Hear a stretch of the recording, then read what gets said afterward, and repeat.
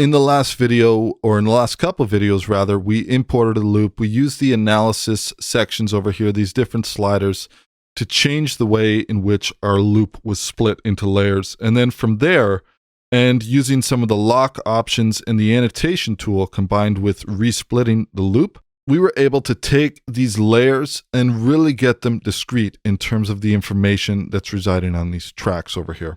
So in this video, what I wanted to do is have a look at how we can use the MIDI markers, these flags over here, to totally change the vibe and feel of your grooves. Now, first off, it's worth mentioning that we have some different playback modes. We have a playback mode where I can engage the looped range section over here by clicking the play button from within the GUI of Regroover Pro. And in addition to that, because we're using a host sync mode, I can also engage my playback directly from within my DAW. Now, if you take a look over here on each one of these layers, you'll see these flags, and I made brief mention of this in a previous video, but essentially what this means is that if we're working with a grid mode and we activate a grid mode, that we can change the looping points of these individual layers. Now, as you might be thinking, this of course opens up some possibilities in terms of resequencing this loop. Now, this is a pretty simple loop, so at the most we'll be able to do is shuffle it up a little bit, but depending on the complexity of the loops that you're working with and the content that you're working with, this potentially has the ability to really change the feel and vibe of your loops. So what I'm going to do over here is let's go ahead and let's come in and I'm going to activate my grid mode. Let's use a 16th note, for example. And what I can do is I can then change these flags. So for example, I could take my kick drum over here, and if I wanted to change it and I wanted to have it to be more of a 4 on the floor type of feel, I could simply drag these flags over here. And now you can see that the kick is responding differently in terms of its MIDI markers, in terms of its looping points.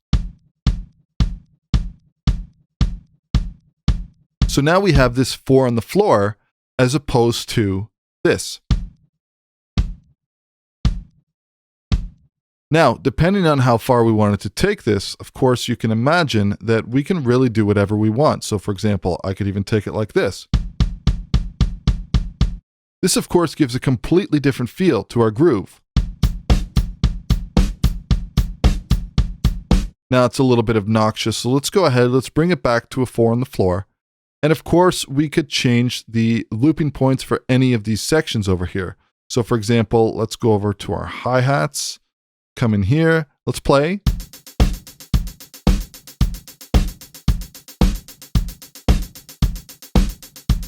And I could also change the looping points of my snare track. So for example, let's change something like this. And bring this to here. This, of course, opens up a whole new realm of possibilities. And like I say, depending on the complexity of your patterns, this is going to open things up even further. But to take things a step further, we also have this editor mode.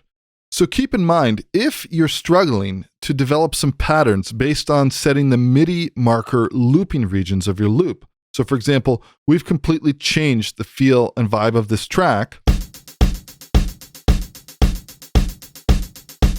We can also do some additional programming by basically taking these samples that we've so meticulously separated into different layers.